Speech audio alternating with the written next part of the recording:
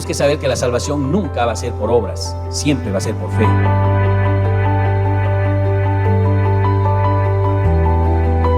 No importa cuán devotos, cuán religiosos sea una persona, no se salvará si no tiene a Jesucristo como Señor y Salvador de su vida.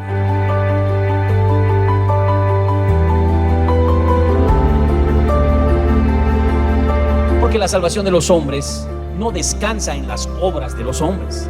La salvación de los hombres está en la cruz.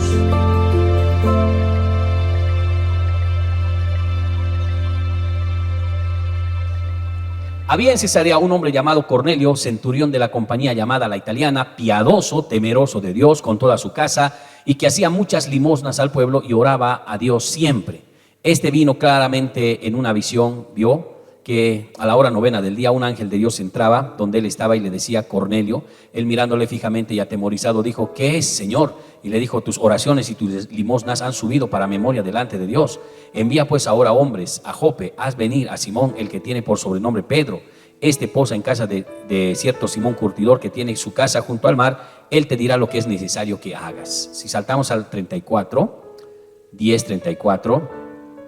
Entonces Pedro, abriendo la boca, dijo: en verdad comprendo que Dios no hace acepción de personas, sino que en todas las naciones se agrada del que le teme y hace justicia. Dios envió mensaje a los hijos de Israel, anunciando el evangelio de la paz por medio de Jesucristo. Este es Señor de todos, dice. Esta es la historia de Cornelio, hermanos, un religioso, devoto, bueno, humilde, generoso y consagrado a Dios. Si podemos comparar a Cornelio con alguien, tendríamos que compararlo con la Madre Teresa, tendríamos que compararlo con Juan Bosco, con el joven Domingo Sabio. Es decir, se podría comparar a uno de aquellos religiosos sinceros, respetuosos de Dios. Pero no tiene nada que ver con aquellos religiosos que no son practicantes, que se dicen ser religiosos, creer en Dios, pero no son practicantes. Cornelio tenía todo lo que se necesitaba para ser un hombre santo, un hombre de Dios. Solamente había un pequeño problema con él, y era que no conocía a nuestro Señor Jesucristo. Ese era un detalle. Y por lo tanto, como todo un religioso, no le servía para nada. Y siento mucho decir, pero Cornelio, de igual manera que todos, se iba a condenar, se iba a ir al infierno, porque no tenía salvación ni vida eterna. Es por esa razón que Dios mismo ve la vida de Cornelio. Yo creo que el Señor sintió en su corazón tristeza, porque vio a un hombre que realmente era bueno, pero que necesitaba conocer la verdad. Entonces el Señor le muestra en visión que necesita que Pedro hable con él. Le ordena que lo mande a llamar, y Pedro vuelve después con los enviados de él, y él le habla del Señor Jesucristo, le presenta el evangelio. Y entonces Cornelio recién conoce a Jesucristo y realmente recibe y se bautiza con toda su familia. Inclusive dice que Cornelio, antes de recibir a Jesús, reúne a todos para que también escuchen esas palabras de vida. Bueno, todo fue, digamos, una idea que el Señor había hecho, porque él habló a Cornelio en visión y también le habló a Pedro en visión. Dios se encargó de todo. Al final se encontraron. Entonces, con este pasaje hoy quiero hablarle algunos principios, hermanos, que debemos entender respecto a lo que significa la salvación. Son principios que hacen la diferencia entre lo que es ser religioso y tener la salvación. Eso es lo que quiero hablarles en este pasaje. Bueno, ¿cuál es el primer principio para entender esto? Mire, hermanos, el primer principio: la salvación de los hombres descansa en el sacrificio del Señor Jesucristo en la cruz. Y un creyente, hermano, lo tiene que tener claro eso, para no ser confundido. Puede ser un dechado de virtudes, puede ser muy respetuoso en la vida, puede ser sumamente amable, puede ser una persona que por cultura sea educada, pero no va a entrar al reino de Dios si no recibe a Jesucristo como Señor y Salvador. Porque de repente uno dice: yo voy a la iglesia, y me porto mal. Yo conozco a gente dentro de la iglesia que se porta peor, pero yo conozco una persona del mundo que no conoce a Dios, es buenito, es respetuoso, realmente es bueno. Ese debería ser cristiano, ¿no? Y algunos he preguntado, he dicho: Señor, ¿por qué a mí me has hecho creyente? Esa persona tiene más pinta de creyente, parece que es más bueno, más amable, más respetuoso. Por alguna razón el Señor te ha llamado. ¿Quién sabe si te ha llamado por esa razón que ves tú en tu vida que no está bien? Y hay una gran diferencia entre tú y esa persona. tú tienes temor de Dios a pesar de tu maldad. Respetas a Dios, quieres algo de Él. Tal vez estás imposibilitado por tus debilidades, pero hay algo de ti que quiere algo de Dios. En cambio, a Él no le interesa a Dios. Tal vez es bueno, es amable, es todo lo mejor, pero no le interesa a Dios. Porque si le interesara, tendría que aceptar a Jesús, ¿no le parece? Entonces Cornelio era un centurión, que es un soldado romano. De paso, tenía posición, no era cualquier cosa, hermanos. No era salvo, tenía que conocer a Jesús. Quisiera que lea conmigo Hechos capítulo 10, versículo 4 y 5. Vamos a ver un poco de Cornelio. Dice: él, mirándole fijamente y atemorizado, dijo: ¿qué es, Señor? Y le dijo: tus oraciones y tus limosnas han subido para memoria delante de Dios. Mire que todo es las oraciones de este hombre. Era un hombre de oración. Pero ¿cómo puede ser de oración si no conoce a Dios? Yo conozco gente allá afuera que reza sinceramente a Dios, pero no conoce a Dios. ¿Cómo puede ser eso? Que uno pueda rezar a Dios, invocar el nombre de Dios, pero que no le conozca a Dios, ¿no? Era así. Dice: tus oraciones, luego tus limosnas. Era generoso el hombre, siempre daba a la necesidad seguramente de los pobres. Dice que él era tan bueno que todo eso había subido a la presencia de Dios. Dios lo había visto, subió a la memoria del Señor. Versículo 5 dice: envía pues, le dice en esa visión que le está viendo, envía pues ahora hombres a Jope, haz venir a Simón Pedro, el que tiene por sobrenombre Pedro, dice. O sea, hazlo venir. Vamos a ir al versículo 34, cuando ya Pedro viene. Entonces Pedro, ¿qué hizo cuando se encontró con Cornelio? Dice: abriendo la boca, dijo: en verdad comprendo que Dios no hace acepción de personas. Y eso lo dijo porque Cornelio era gentil y los otros eran judíos. Creían que la salvación solo era para los judíos, pero en este caso Dios estaba mirando a un gentil bueno. Y entonces él dice: uy, caramba, yo pensé que solo era para los judíos y ahora veo que también es para los gentiles. Dice el versículo 38, cuando le predica a Jesucristo, dice: como Dios ungió con el Espíritu Santo y con poder a Jesús de Nazaret, y como él anduvo haciendo bienes y sanando a todos los oprimidos por el diablo, porque Dios estaba con él. 39, y nosotros somos testigos de todas las cosas que Jesús hizo en la tierra de Judea y en Jerusalén, a quien mataron, golpearon en un madero. A levantó Dios al tercer día e hizo que se manifestase, no a todo el pueblo, sino a los testigos que Dios había ordenado de antemano, a nosotros que caminamos y bebimos con él después que resucitó de los muertos. Nos mandó que predicásemos al pueblo, testifiquemos que él es el Dios que ha puesto como por juez de los vivos y muertos. Desde entonces dan testimonio todos los profetas, y todos los que en él creen recibirán perdón de los pecados por su nombre. Mientras él aún hablaba, Pedro, estas palabras, el Espíritu Santo cayó sobre todos los que oían el discurso, ¿no? Y los fieles de la circuncisión que habían venido con Pedro se quedaron atónitos de que también sobre los gentiles se derramara el don del Espíritu Santo. Entonces, ¿qué les dice Pedro? Les predica el mensaje. A esas personas buenitas hay que predicarles el mensaje. ¿Cuál es el mensaje? Que Jesús vino a la tierra, que trajo un mensaje de salvación, que murió allá en la cruz del Calvario y que ahora Él puede salvarlos a todos aquellos que son oprimidos del diablo, y que allá en la cruz del Calvario les ha perdonado sus pecados y que ellos tienen que recibir a Jesús si quieren ser salvos. Esa era, hermano, la palabra para Cornelio, el mensaje de salvación. Para decir a Cornelio, en otras palabras: puedes ser bueno, puedes hacer limosna, ser generoso, puedes tú hacer rezos, oraciones, pero igual eres un pecador y necesitas salvación. La salvación es un asunto de revelación, no es solamente un asentimiento mental. Es algo que uno tiene que sentirlo, revelarlo. Si es salvo, se va a revelar aquí adentro. Y entonces uno responde diciendo: yo quiero aceptarlo, como Cornelio lo va a hacer. Yo quiero recibirlo. Yo quiero tener ese Dios. Tal vez no lo conocía de esa manera. Yo pensaba que Dios estaba en el cielo y hacía mis oraciones, pero yo no entendía, y estaba en la tierra. Jesús había venido aquí a la tierra, había muerto en la cruz. Tal vez yo estaba, decía Cornelio, en medio de toda esa revuelta, pero nunca me imaginé que ese Jesús que murió era el Salvador del mundo, era el Mesías, el que había de venir, el que cumpliría todas las profecías del Antiguo Testamento. Ahora lo entiendo. Creo que sus ojos, hermanos, se abrieron, su corazón se develó, se abrió, hermano, y comenzó a recibir el mensaje, y eso se llama verdadera conversión. Porque también ocurre que muchas veces no hay verdadera conversión. Ese es un riesgo que Dios nomás lo sabe, yo no lo sé, ni usted lo sabe, porque no vemos corazones. Nosotros solo vemos que vienen al culto y que oran o finalmente toman Santa Cena. Yo no sé si realmente tienes comunión cuando tomas Santa Cena o cuando oras al Señor. Eso no nos comprende ya a nosotros. Eso ya es tarea de Dios, porque Él conoce los corazones. Pero tiene que saber algo, que cuando una persona ha recibido la salvación por revelación, inmediatamente cambia.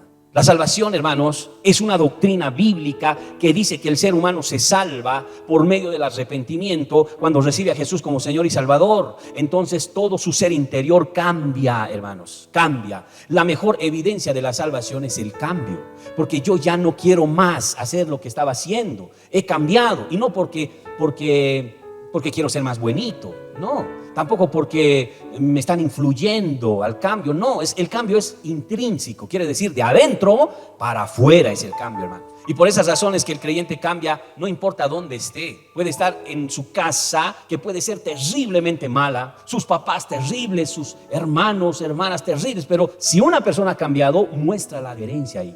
Por eso hay gente que se ha convertido en la política y ha tenido que renunciar a un sueldazo, renunciar a participar de cosas, se ha salido. Porque han creído en el Señor. Hay gente que ha hecho eso. Hay científicos que han creído y han renunciado a esas posiciones de relativismo y han salido de ahí. Hay gente, hermano, que antes era enemigo de la fe, como por ejemplo Saulo, y se ha convertido al Señor y luego ha predicado como Pablo, ganando almas para Cristo. El perseguidor, el que estaba en contra de la fe, se ha convertido. ¿Cuánta gente hay así en la vida, hermano?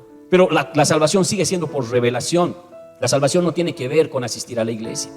La salvación no tiene que ver con predicar, cantar, tocar, danzar. No, hermano. No vaya usted a pensar que los que tocan son salvos. Tampoco los que cantan, o los que danzan, o los que asisten. No vaya a pensar, cuidado se le ocurra de que ya son salvos. No. La salvación no es por servir, cantar, tocar. La salvación es por recibir esa revelación. Puede que yo no esté haciendo nada en la iglesia, tal vez no estoy sirviendo en nada, pero he recibido la revelación y entonces mi vida ha empezado a cambiar. Lo he sentido. Uno siente cuando su vida ha cambiado en su entorno, en su casa, en su familia. Entonces has recibido la salvación. Eres salvo, eres salva. El Espíritu de Dios está en ti y entonces vas a crecer en el Señor. Y después, claro, servirás en alguna cosa, porque este servicio no es el fin, es el medio, ¿no? Hacemos eso porque tal vez tienen un talento para cantar, para tocar, para danzar, para servir, para barrer, para predicar. Tienen talento para enseñar, entonces eso aflora. Pero el principio es haber recibido al Señor, haber tenido la revelación del Espíritu Santo. Hay 3 palabras que identifican la verdadera salvación. La primera, justificación. La segunda, regeneración. Y la tercera, santificación. Si esas 3 palabras se cumplen en ustedes, son salvos, hermano. Le voy a decir de qué se trata. Número 1.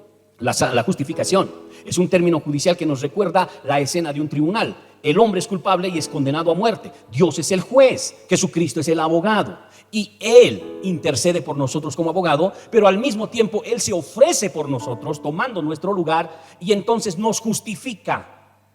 El inocente paga el pecado, paga el juicio que me debería corresponder a mí, se pone delante de mí. Entonces me está justificando. El inocente justifica al culpable. Puede que yo sea un asesino, puede que sea un malvado, pero si he recibido a Jesús como mi Señor y Salvador y Él me justifica, entonces Él se lleva el pecado, la culpa. Entonces hay que entender que Jesús murió en la cruz del Calvario llevando la culpa de la humanidad, hermanos. Allí se ha llevado la culpa, allí ha pagado el precio, el inocente por los culpables. ¿Qué me queda a mí? Aceptar ese sacrificio. Es decir, si lo ha hecho por mí, yo lo recibo en mi corazón.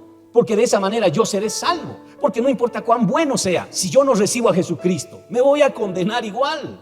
El infierno está lleno de gente buena, personas con buenas intenciones. Cornelio se hubiera condenado si no fuera por la misericordia de Dios que mandó a Pedro para que le predique. Y después de predicarle todavía Cornelio tenía que decidir aceptar a Jesús o rechazarlo y seguir viviendo su vida buena, como algunos rechazan a Jesucristo. Dice, yo no necesito eso del evangelio, de ir a la iglesia, de estos evangelistas. No, yo busco a Dios a mi manera. Yo creo en Dios al final. No, Cornelio. No, pero yo doy limosnas y me acuerdo de los pobres. Yo siempre rezo, leo la Biblia. Cornelio, ¿no? Eres un Cornelio, hay que decirle. ¿Qué es Cornelio? Vamos a leer Hechos 10, ¿no? Y ahí le habla del Señor. ¡Wow! Yo soy un Cornelio. Entonces debo aceptar a Jesús. Hermanos, en la iglesia muchas veces existen personas que no merecen ser salvas, pero solo por el hecho de haber recibido a Jesús ya son salvas. Algunos de la iglesia cuesta esta vida de Cristo. No sé si alguna vez se ha preguntado, ¿por qué me has escogido a mí? Debes escoger a otro. Son más buenos. Yo no soy tanto. Pero Dios dice, yo te escogí a ti porque hay algo en ti que me atrae de ti. Después sí, tal vez eres un desastre, pero hay algo en ti que me agrada y que vas a cambiar. Tengo fe, dice Dios, vas a cambiar. De aquí a unos años serás diferente. Pero eso que tienes es por lo cual yo estoy contigo. Y uno se siente tan pequeño, hermanos. ¿Cómo Dios se va a fijar en mí? ¿Cómo Él ha tenido? Por eso Pablo era agradecido. Cada vez contaba su testimonio. Yo perseguidor, yo era un malvado, yo era terrible, Él ha tenido misericordia. Dios mío, se humillaba y se humillaba. Porque Pablo, hermanos, era terrible de carácter, ¿no? Aún siendo apóstol, mantenía firmes sus convicciones. Una vez se enfrentó a Bernabé y le dijo: Juan Marcos nos ha abandonado en el anterior viaje, por favor, que ya no vaya con nosotros. Y Bernabé dijo: pero démosle una oportunidad, es un buen muchacho, además puede esta vez acompañarnos a predicar. Pablo dijo: no lo voy a llevar, porque si el anterior nos ha defraudado, también nos va a defraudar ahora. Yo no estoy para perder mi tiempo, porque lo hemos traído, todo un problema. No, yo creo que tenemos que seguir adelante, vamos a predicar, hay gente por ahí que necesita de Dios. Y Bernabé: Pablo, por favor, se capacita, se acciona, lo llevaremos nomás, es joven, yo le voy a enseñar, va a estar bajo mi responsabilidad. Bernabé era buenito, hermano, ¿verdad? Bernabé también lo había ayudado a Pablo, era su mentor. Entonces dice: lo llevaremos nomás, recapacita, Pablo, por favor, hazlo por mí. Pablo dice: ni por ti ni por nadie.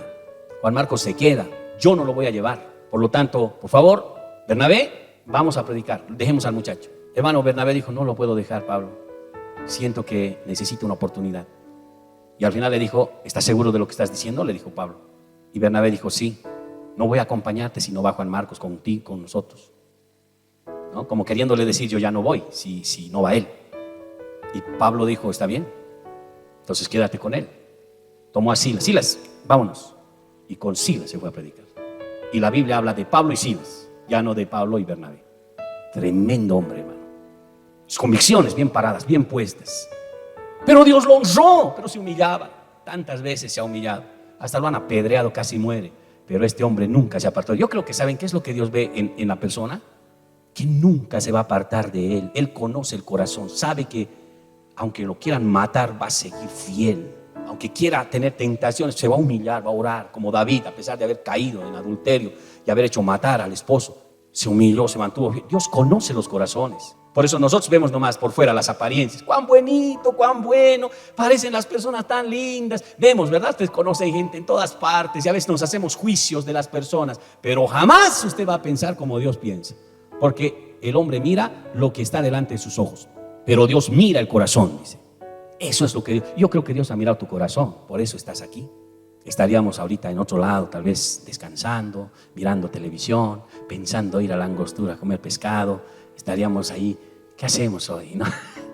¿Cuál es la diferencia, hermano? Entonces, mire, número uno, justificación.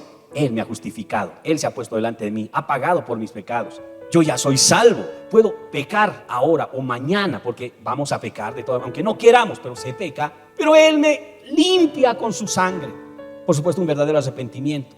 Y otra vez nos justifica, y otra vez nos limpia, nos levanta. Hermanos, esa es la gracia. No fue que una vez te perdonó para siempre y nunca más lo haga. No, si mañana pecas, estoy seguro que si te arrepientes, Él te perdona. Porque el cielo está lleno de gente arrepentida. No son perfectos. No crea usted que para entrar al cielo por eso uno tiene una mentalidad: es que yo tengo que estar bien con el Señor, por eso no me entrego bien todavía, dice. Sí, pero si mañana viene el Señor, ¿qué te quedas? ¿No? Esta mañana me dijo una persona: pastor, este mensaje es realmente bueno esta mañana. Y me dijo: por eso yo estoy esperando, me dijo. No me quiero comprometer mucho, no quiero fallarle a Dios. Por eso todavía, pero yo sé que va a llegar todo eso. Está bien, tú conoces, sabrás. Pero si Cristo viene mañana, esperaste mucho, baby. Se te madrugaron el asunto. Confiaste. Y no piense así, ¿sabe por qué? Porque nunca la gente va a ser perfecta. Eso es un tipo ideal. Eso se llama panacea. Eso es, ¿cómo se dice?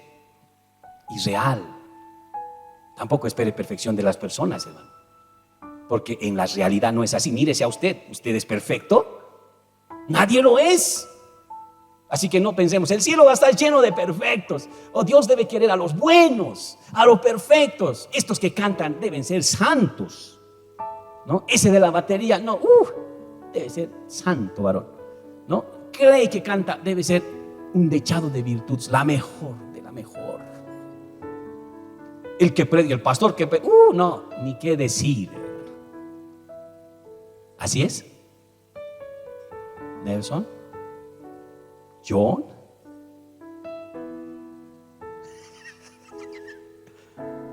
Así es. Clay. Hay que cambiar de pensamiento, hermanos.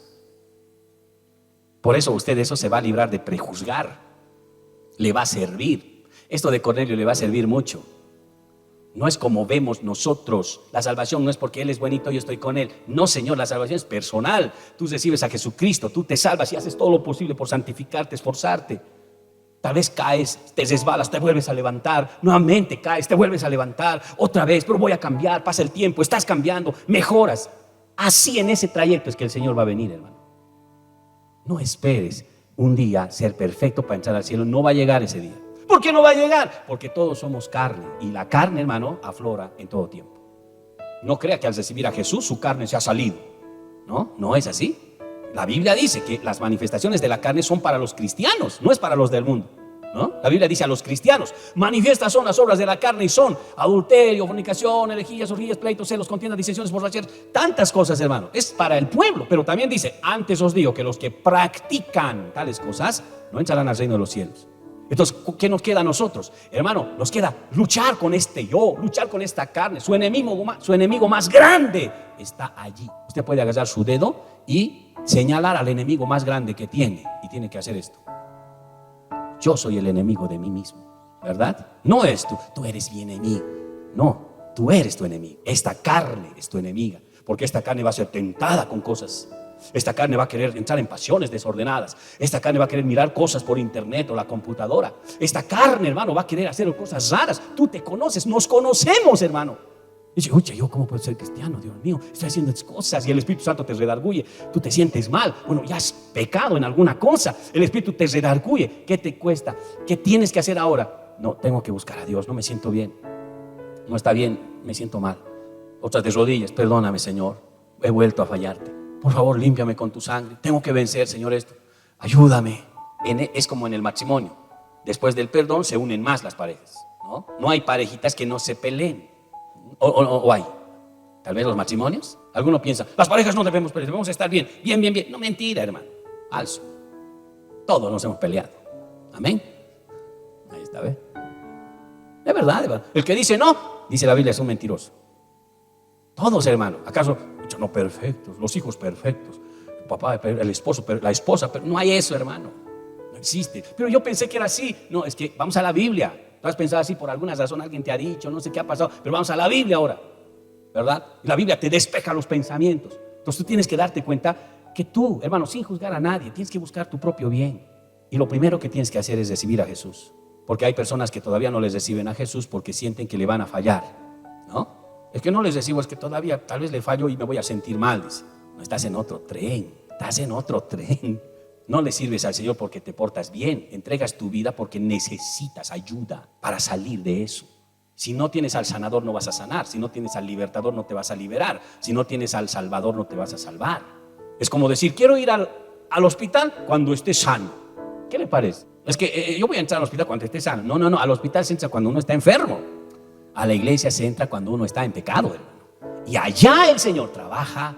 Tú trabajas con Él, Dios obra, va obrando, así como el hospital, y después sales sano del hospital. Luego sales bien de la iglesia. Vuelves a sentirte mal, regresas, arreglas tu vida con el Señor, vuelves. Eso es lo que debemos comprender. Justificación. Segundo término, regeneración. La palabra regenerar es una experiencia interior que tiene que ver cuando el hombre estaba muerto en sus delitos y pecados y comienza a vivificarse, comienza otra vez a vivir, se ha regenerado. Es como ha entrado la naturaleza de Dios y ha empezado a darte vida. Eso es regeneración.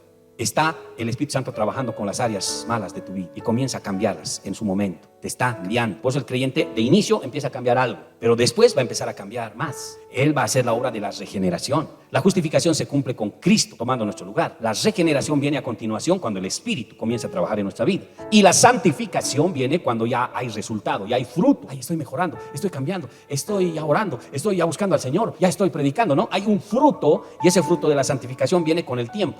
Se llama santificación progresiva. Quiere decir que vas con el tiempo encontrando más fruto y vas cambiando, pero con la ayuda del Señor. Esas son las evidencias de un verdadero convertido, de una verdadera conversión, hermanos. Ahora, esta evidencia en la persona salvada, hermanos, se llama fruto. Por eso dijo el Señor, ¿no? El árbol que no da fruto será cortado. Y luego dijo el Señor que nosotros, si llegamos al Señor, debemos dar fruto. El Señor dijo: por sus frutos los conocerán. El árbol se conoce por sus frutos. Pero el fruto va a venir cuando Jesús esté aquí adentro. No, hermano, cuando un día, Señor, voy a ser digno de ti, recién voy a estar contigo. Nunca vas a ser digno de Él. Nadie es digno de Él. Con Él nos hacemos dignos, con Él nos dignificamos. Entonces, la iglesia verdadera siempre, hermano, va a partir por el hecho de recibir a Jesús como Señor y Salvador. Segundo principio, hermano, de este pasaje. El segundo principio dice que no es posible, hermanos, que la persona se salve sin antes escuchar el mensaje de salvación. Los religiosos, ¿verdad?, que pueden hacer obras, hasta la gente del mundo hace obras más grandes que nosotros, podrían confiar de que van a ser salvos. Pero ustedes tienen que saber, hermanos, que las personas se salvan por fe y no por obras. Y este segundo principio dice que cuando Dios ve a alguien así, con ese corazón, ¿no?, Dios hace todo lo posible por llegar a esa persona. Dios hace todo lo posible por llegar a esa persona para que reciba el mensaje de salvación.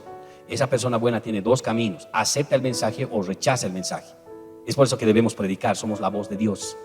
Predicar a todos, religiosos, no religiosos. Hasta hay curas que se han convertido al Señor, ¿verdad?, y han decidido entregar sus vidas, se han vuelto pastores y han predicado la palabra diciendo: yo antes estaba en la ignorancia, ¿verdad? Tenemos un testimonio en el campo cuando se hizo una campaña en el campo, y ahí el cura estaba celoso porque estaban haciendo campaña y decía: ¿cómo van a irse allá la gente? Y le dijo a su sacristán: anda a ver qué cosa hacen, por qué la gente se va allá, y vas a meterte entre ellos y vas a escuchar a los líderes qué cosa hacen. Y el sacristán fue y dice que hizo lo que le dijo el cura y empezó a escuchar toda la conversación, todo lo que los líderes hacían, y desde temprano, y venía y le decía: mira, están orando, piden por la gente, hacen todo. Y él estaba, dice, caminando, dice el sacristán, que se ha convertido al Señor también, dice, él caminaba todas las tardes así, ¿por qué la gente se va ahí?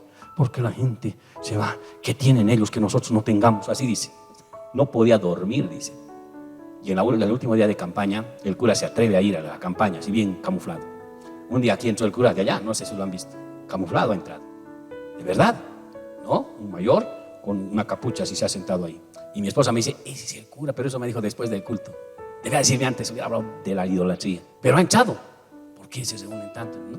Pero ese cura dice que así caminaba. El último día de campaña estaba predicando el mensaje de la palabra de Dios en ese lugar, cuando el cura, hermano, al final del culto, recibe a Jesús como Señor y Salvador, porque lo que él tenía era lo Nicodemo tenía, esa curiosidad. ¿Por qué? ¿Qué estamos haciendo mal? Si hablamos de Dios, también hacemos la obra. ¿Cuál es la diferencia? No, la diferencia es sencilla. Deben conocer de manera personal a Jesucristo, deben recibirlo. No es la religión, es recibirlo. Ahí empieza toda la historia de un verdadero creyente, cuando: Señor, entra en mi vida, yo te recibo, te acepto, escribe mi nombre en el libro de la vida y ayúdame, Señor. Y empieza ahí la historia. Y Dios también ve los compromisos, dice: bien, yo entro en tu corazón. Y Dios empieza a orar. El cura se convirtió. Al día siguiente habló con los pastores. Eso pasó allá en el campo. Yo también estaba en el campo ahí predicando. Pasó ahí en esas campañas grandes que se hacían. Y hermanos, el cura recibió a Jesucristo. El cura decidió abandonar su fe, decidió abandonar su sacerdocio y se hizo pastor, y ahora está en Sucre predicando la palabra de Dios. ¿Va a creer usted? Hasta hoy está predicando en Sucre en una iglesia, ¿no? Pastor de una iglesia ya se ha vuelto, hermano, ¿verdad? Entonces yo creo en mi corazón que Dios hace todo lo posible por llegar a esas personas religiosas. Mire el versículo 3, vamos a Hechos 10, vaya por favor al versículo 3 al 8. Dice: este vio claramente una visión, como a la hora 9 del día, un ángel de Dios entraba donde él estaba y le decía: Cornelio. Él recibió una visión, hermano. Mire, a la hora 9. ¿A qué hora es la hora 9? ¿No? A las 9 de la mañana, no, 3 de la tarde, ¿sí? 3 de la tarde. Él, mirando fijamente, atemorizado, dijo: ¿qué es, Señor? Y le dijo: tus oraciones, tus limosnas han subido a la memoria delante de Dios. Envía pues ahora hombres a Jope, haz venir a Simón, el que tiene por sobrenombre Pedro, ¿no? Y ahí le habló, dice el 6, este posa en casa de cierto Simón curtidor, que tiene su casa junto al mar. Él te dirá lo que es necesario que hagas. Ido el ángel que hablaba con Cornelio, este llamó a 2 de los criados y a un devoto soldado de los que le asistían, a los cuales envió a Jope después de haberle contado todo. Hizo todo lo que le dijo la visión, ¿verdad? O sea que la persona tiene que también, pues, aceptar el mensaje. No debes rechazar, porque hay mucha gente buena, religiosa, devota, rechaza el mensaje. Yo he conocido gente así, ¿verdad? Son muy religiosos, pero muy religiosos. Yo dije: estas personas deben conocer al Señor. Sería bueno, lo mejor, si son tan buenas personas, decía yo, con Cristo no solamente serían buenos, sino salvos, y su vida estaría tan bien. Hay que predicarle a estas personas buenas. Pero muchas de esas personas buenas no quieren escuchar de Jesús. Yo he ido a predicarles a muchas de ellas, no quieren escuchar de Jesús. Piensan que es, los hermanos separados. No estoy hablándote de la iglesia, estoy hablándote de Jesucristo. No, yo también tengo a Jesucristo, dice. Pero lo has recibido en tu corazón, has nacido de nuevo. No sabes lo que es la experiencia del nuevo nacimiento. Parecería que fuera la religión cultural que han recibido de los abuelos, del colegio, de sus padres, pero hasta ahí llega, hermanos. Entonces pienso aquí que Dios se movió. Le habló a Cornelio y le dijo lo que tenía que hacer. Y Cornelio hizo lo que Dios le dijo, hermano. Pero también Dios se encarga con Pedro, porque a Pedro también le habla. Miren, Dios le hace soñar un sueño. Y él dice que después de haber hecho algunas cosas, sube a la azotea y se duerme. Y dice que ahí está durmiendo y comienza a bajar una sábana grande y animales inmundos. Y escucha una voz que le dice: Pedro, mata y come. Y entonces Pedro dijo: Señor, nada inmundo ha entrado en mi boca, porque los israelitas no comen cosas inmundas. En la ley les priva de comer cosas, y hay cosas que sí les dice que coman. Y hermanos, ellos solo comen lo que dice la ley. Y como el Señor le mostró ese lienzo, esa sábana con pulpos, arañas, con víboras, y le dice: mata y come. Pero Señor, ¿cómo voy a comer víbora? Está contra la palabra. Señor, no puedo comer chivo, no sé, araña. Y le dice 3 veces: mata y come, mata y come. Después de 3 veces, ¡pum!, desaparece todo eso. Pedro, no, ¿qué es? Dijo, ¿qué significa eso? Y ese momento vienen los 2 emisarios de Cornelio, tocan la puerta, abre, ¿sí? Y le explica: estamos viniendo porque mi señor Cornelio nos está mandando, ha recibido una visión y Dios le ha dicho que lo enviamos a traer. Por favor, acompáñanos, queremos que, dice que tienes algo para él. Y entonces Pedro entiende y va con ellos y se reúne. Después de hablar con ellos, entiende, hermanos, de que la visión no estaba hablando en sí de los animales inmundos, sino de que no debe hacer acepción de personas entre los gentiles y los judíos. Todos pueden llegar al Señor. Así que él entiende eso y es que va. Ahora voy a este tercer principio, hermanos. El tercer principio dice que la iglesia debe estar preparada para sentir el llamado de Dios. La iglesia tiene que estar preparada para llevar el mensaje de Dios. Tiene que apercibirse, tiene que estar entendida, ¿verdad?, de qué es la voluntad del Señor para con esas personas. Entonces, ¿qué hace el Señor? ¿Cómo se prepara la iglesia? Vaya conmigo a Hechos 10:9. ¿Qué dice? Hechos capítulo 10, versículo 9. Dice: al día siguiente, mientras ellos iban por el camino, se acercaron a la ciudad. Pedro subió a la azotea para orar cerca de la hora sexta. ¿Qué hora es la hora sexta? 3 de la tarde, 10, 11, 12, 6 de la tarde, ¿sí? 12 del mediodía, sexta, casi la mitad, ¿no? Entonces manejan las horas de 12, hora sexta, la mitad. O sea, ¿a qué hora oraban? A mediodía, ¿sí? Pero también encontramos la hora novena, 6 de la tarde, también oraba. Y en otros pasajes, como en Hechos 3, dice que oraban también a la hora tercera, cuando subían al templo a orar, es decir, a las 9 de la mañana. ¿Qué me muestra esto? Hermanos, que la iglesia tiene que orar para entender la voluntad del Señor. La iglesia primitiva no estaba sin orar. Para tener comunión con Dios tiene que uno estar orando. Y por esa razón ellos recibieron esas revelaciones, recibieron esa visión, ¿verdad? Entonces le habla a Pedro en una de esas oraciones, un hombre de oración. Y quiero llamar la atención a todos para que puedan ser personas de oración. Van a recibir de Dios palabra. No van a solo esperar las palabras de la prédica. Ustedes van a recibir una palabra de Dios si oran al Señor. Y cuando lean la Biblia en algún pasaje, va a pasar que esa palabra va a salir de la Biblia y va a entrar en sus corazones. Lo van a entender, no como una letra muerta, sino como algo que ustedes van a sentirlo. Hermanos, eso es lo que provoca la oración. Por eso la iglesia, ¿cómo se prepara? Orando al Señor. Número 2, si lee conmigo el versículo 10 y 11, más abajito. ¿Cómo se prepara la iglesia? Debe percibir la voluntad del Espíritu Santo. Miren lo que dice el 10 y el 11. Y tuvo gran hambre y quiso comer, ¿no? Ahí estaba Pedro. Pero mientras le preparaban algo, le sobrevino un éxtasis. Y vio el cielo abierto y que descendía algo semejante a un gran lienzo, que atado a las 4 puntas era bajado a la tierra, en el cual había todos los cuadrúpedos terrestres y reptiles, aves del cielo, dice, ¿no? Y le vino una voz, 13. Levántate, dice, Pedro, mata y come. Y ahí está. Imagínense, hermano, la iglesia tiene que estar apercibida. Por eso tiene que orar, para que esa experiencia sobrenatural pueda tocar su corazón. Yo sé que Dios quiere hablarte, pero si no oras, no puede hacerlo. Dios quiere darte una palabra, Dios quiere revelarse a ti, pero si no oras, no puede hacerlo. Por eso le digo, la iglesia, para entrar en estos temas de la salvación, ser instrumentos de Dios, la iglesia, porque la iglesia debe predicar a las personas de afuera, tiene que estar apercibida, tiene que sentir esa influencia. Dios quiere decirnos algo, Dios tiene una palabra, y para eso debes prepararte en oración. La oración va a ser sensible tu corazón para que tú respondas al llamado de Dios. Tal vez Dios te está llamando y estás distraído en otra cosa. Dios te está llamando y uno está así, no, la vida, las cosas, el afán de la vida. Y Dios te dice, hey, aquí estoy, ven, ¿no? Y nosotros nada. Como ayer me pasó, estábamos con los niños haciendo en la campaña y alguien me saluda de ahí de la esquina. Así, ¿no? ¿Quién es esa persona? No, está saludando. Y yo le dije a mi esposa, ¿quién es? Claro, por cortesía, también. Pero no sabía quién. Después ya mi esposa me dice, era la hermana tal que había venido, ya ha llegado y ahora está ahí. Ay, mira, no sabía quién era.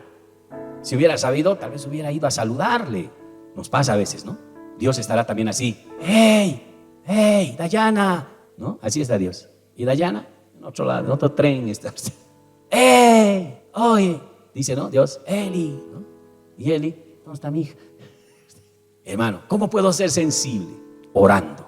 Te vas a sentir lleno de Dios. Ahora, uno tiene que percibir, hermano, esas cosas que son sobrenaturales, no son naturales. Son cositas que de repente aparecen y que te hacen sentir la voluntad, la gracia de Dios. ¿Cómo la iglesia se prepara, hermanos? Bueno, versículo 12 adelante. Miren, ¿qué pasó? Dice, en el cual habían todos los cuadrúpedos, terrestres y reptiles, aves del cielo, y le vino una voz, dice, levántate, mata y come. Entonces Pedro dijo, Señor, no, porque ninguna cosa común o inmunda he comido jamás. Volvió la voz a él la segunda vez, lo que Dios limpió, no lo llames tú común o inmundo. Esto se hizo 3 veces y aquel lienzo volvió a ser recogido al cielo. Ahí estaba la revelación de Dios. Ya le estaba hablando a Pedro, ya le estaba preparando para todo lo que iba a pasar. Después de esto van a golpear los 2 emisarios de Cornelio, pero ya le estaba preparando. Ahora mire, si la iglesia no está preparada, no está entendida, no ora, no busca a Dios, jamás va a poder comprender la necesidad de esas personas. La iglesia tiene que estar preparada. Yo le dije una vez, estuvimos orando mucho, ayunando esos días al inicio del año, y Dios nos habla y nos dice, este año evangelicen, este año ocúpense de la gente del mundo, ¿verdad? Yo siento esa influencia del Espíritu. Ustedes por mucho tiempo han estado con seminarios, enseñanzas, cursos y tanto la palabra de Dios para ellos. Y el Señor, es esencial su voz, hermano. Deja las 99 y anda tras la perdida. No estamos diciendo abandonar a las 99. No, cambia de enfoque, cambia de visión. Esa es la palabra literal que yo recibí. Le estoy contando lo que yo recibí.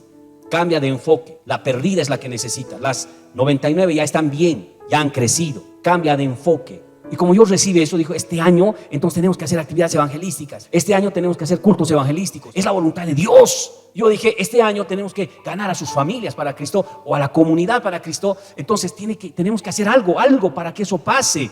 Y he pensado mucho, Señor, ¿qué podemos hacer? Y por eso surgió ese culto evangelístico, ¿no? Y vinieron personas al culto evangelístico, vinieron varias.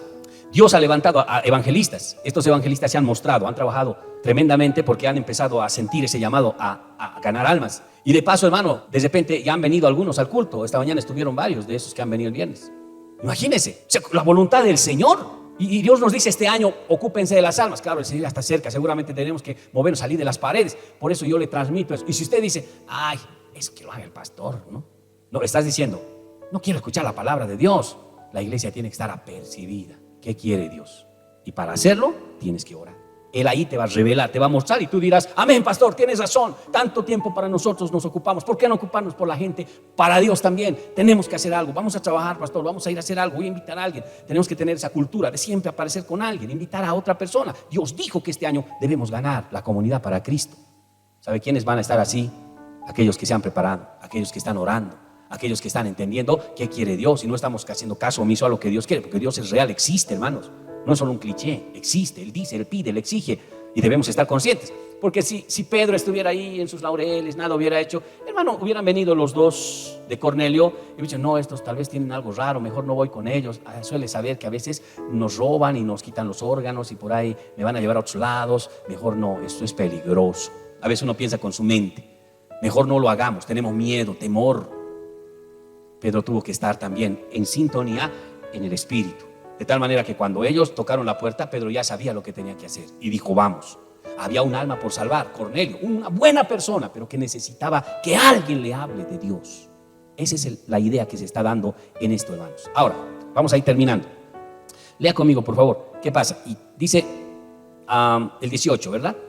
Y llamando preguntaron si moraba allí un Simón que tenía el sobrenombre Pedro. Y mientras Pedro pensaba en visión, le dijo el Espíritu: he aquí 3 hombres te buscan. Miren cómo el Espíritu habla: 3 hombres te buscan. Levantándose pues y dice: desciende, levántate y desciende, y no dudes de ir con ellos, porque yo los he enviado. Wow. Entonces Pedro descendió a donde estaban los hombres que fueron enviados por Cornelio. Les dijo: he aquí yo soy el que buscáis, el cual es la causa por la que habéis venido. Ellos dijeron: Cornelio, el centurión, varón justo y temeroso de Dios, el que tiene buen testimonio en toda la nación de los judíos, ha recibido instrucciones de un santo ángel de hacerte venir a la casa para oír tus palabras. Entonces, haciéndoles entrar, los hospedó, y al día siguiente, levantándose, se fue con ellos y le acompañaron algunos de los hermanos de Jope. Al otro día entraron en Cesarea y Cornelio los estaba esperando, habiendo convocado a sus parientes, amigos. Miren ustedes cómo Cornelio estaba esperando. Repite el 24. Y Cornelio los esperaba, ¿verdad? Dice: habiendo convocado a sus parientes, amigos más íntimos. Es el plan Cornelio, es otro plan.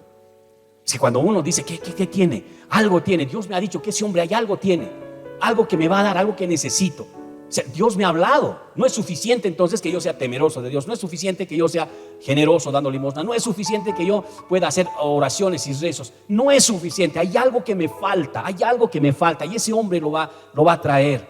Estaba esperando. Y dijo que para mí nomás no va a ser la bendición. Voy a llamar a mis familiares, ¿no? Parientes. Oigan, tal vez le llamó a su hermano: hermano, vení. A su hermana: vení, vamos a escuchar una palabra. Hay algo importante.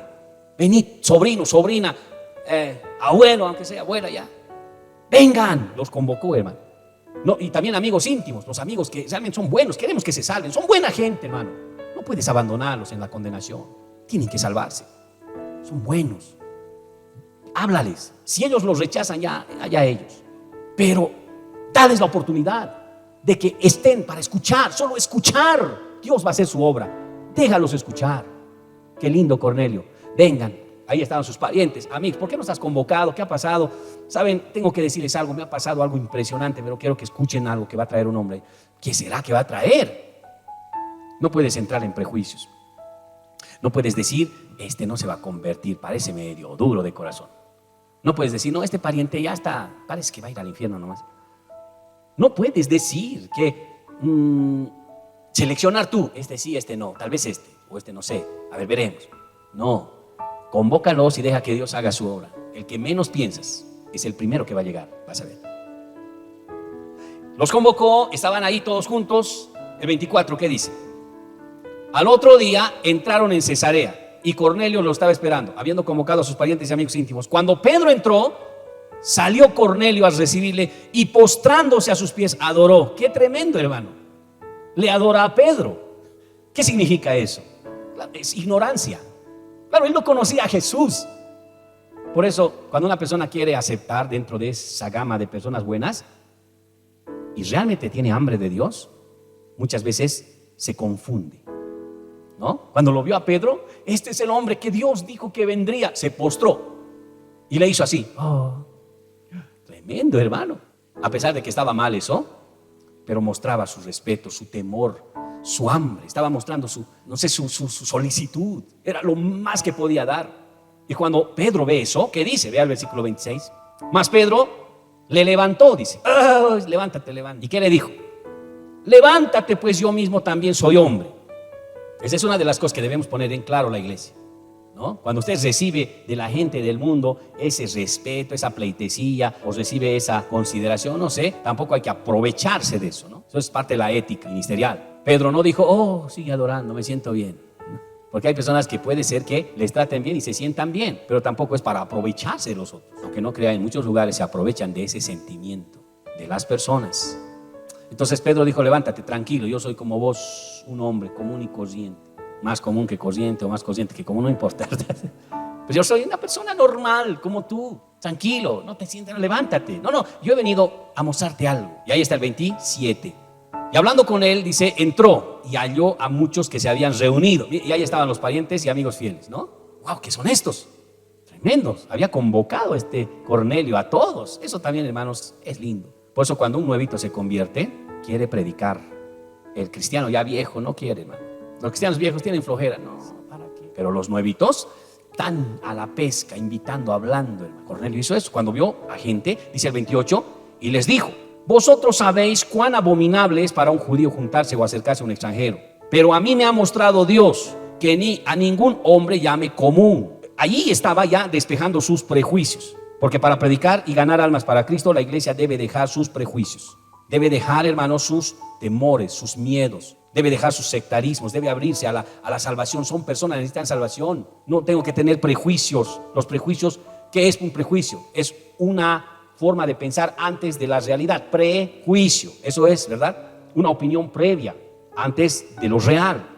Un pensamiento que uno puede hacerse desfavorable, negativo, de lo que en realidad no es. Dios te va a sorprender, hermano, de personas tan duras de corazón que han llegado a conocer a Cristo. Y muchas veces nos avergüenza el Señor, porque las personas que no pensábamos que se iban a convertir, han pasado los años, se han convertido. Y los que pensábamos que se iban a convertir, no lo han hecho. Pero hay que liberarse de los prejuicios, hermano. Un prejuicio en un cristiano puede ser, por ejemplo, no juntarse con los incrédulos. No, ese es un prejuicio que hay que romper. No me voy a juntar, no, los voy a evitar, son malos, son pecadores, así que no tengo que estar con ellos, ¿no? Y cuando la Biblia dice que tú debes ser sal, debes ser luz, debes saborizar el ambiente, debes estar con ellos. Una vez una chica vino y me dijo: pastor, yo soy profesora de inglés, he trabajado en el colegio Frever, en el colegio Iceby, ahora ya estoy sin trabajo. Me dijo: estoy ahora trabajando con esos niños de manera personal, pero me están queriendo llevar a este colegio. Y me habló de un colegio cercano de aquí. Y me dijo: pastor, ¿sabe? No quiero ir. ¿Y por qué no quieres ir a trabajar allá? Porque son mundanos, dijo. Tienen ahí un santo, ahí en la entrada grande. Cada vez que quiero entrar me asusto. Y yo creo que estos son muy religiosos, pastor, y quisiera ir a un colegio así más cristiano, donde todos sean cristianos. Pero ella me estaba pidiendo mi opinión y me dijo: ¿qué piensa usted? Y yo le dije: ¿sabes, hermana? Yo creo que debes ir a ese colegio a enseñar, le dije. Pero es mundano, pastor. Es precisamente por eso. Tú vas a ser luz en medio de las tinieblas. Vas a ser la sal en medio de esa olla insípida. Debes predicarles la palabra, hablarles de Dios a tus compañeras, a todos. Y le hablé, pero ¿cómo? Dijo, se puso mal. Voy a orar, dijo, se fue así. Y después regresó y dijo: pastor, creo que le voy a hacer caso, dijo. Y entró a trabajar a ese colegio.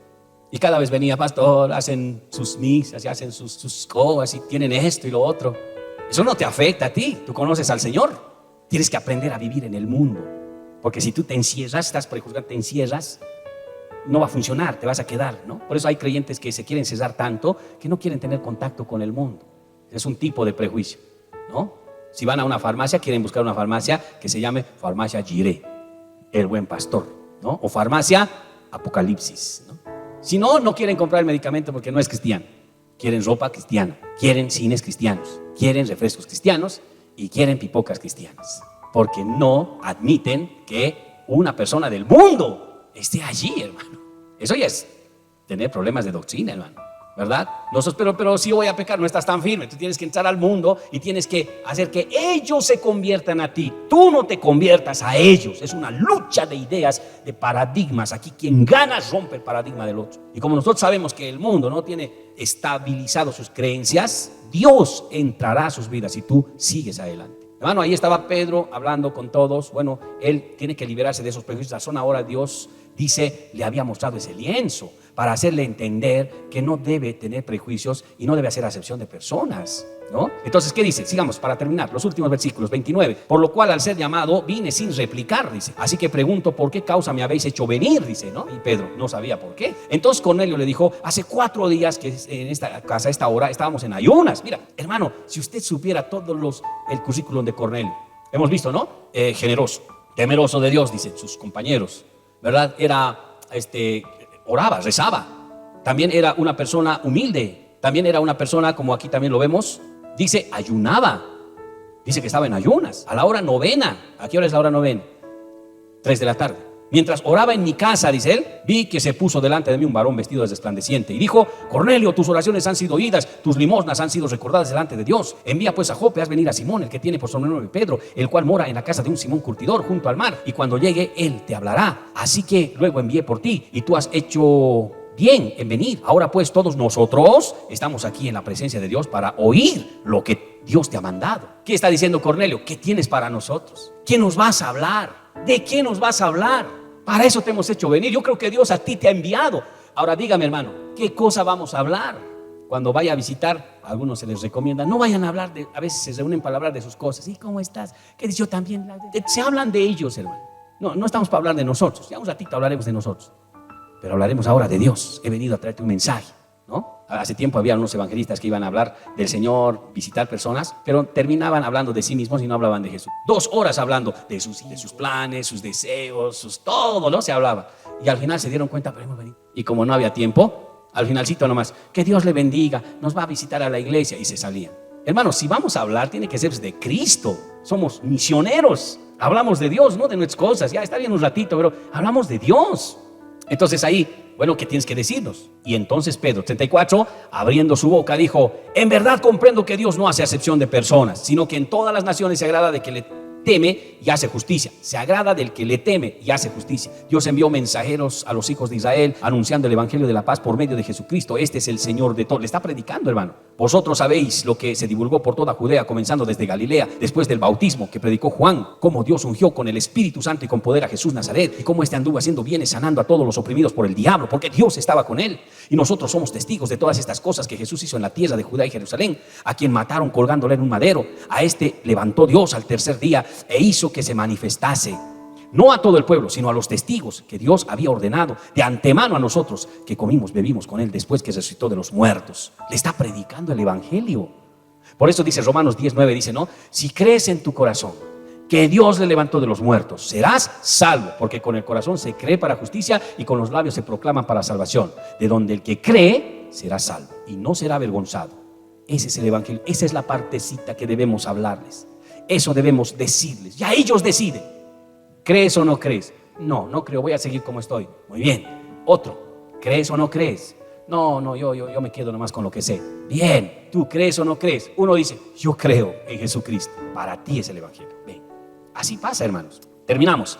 Dice el 41 o 42. Y nos mandó que prediquésemos al pueblo y testifiquemos que Él es Dios, que lo ha puesto por juez de vivos y muertos. De este dan testimonio todos los profetas y todos los que en Él creen, y recibirán el perdón de pecados en su nombre. Mientras aún hablaba Pedro estas palabras, el Espíritu Santo cayó sobre todos los que oían el discurso, todos. Y los fieles de la circuncisión que habían venido con Pedro se quedaron atónitos de que también sobre los gentiles se derramaba el don del Espíritu Santo, porque los oían hablar en lenguas, hermanos, y que magnificaban a Dios. Entonces respondió Pedro: ¿puede acaso alguno impedir que el agua para que no sean bautizados estos que han recibido el Espíritu Santo también como nosotros? Y mandó bautizarles en el nombre del Señor Jesús. Entonces le rogaron que se quedase por algunos días. Esa es la verdad, hermano. Recibes a Jesucristo, te bautices.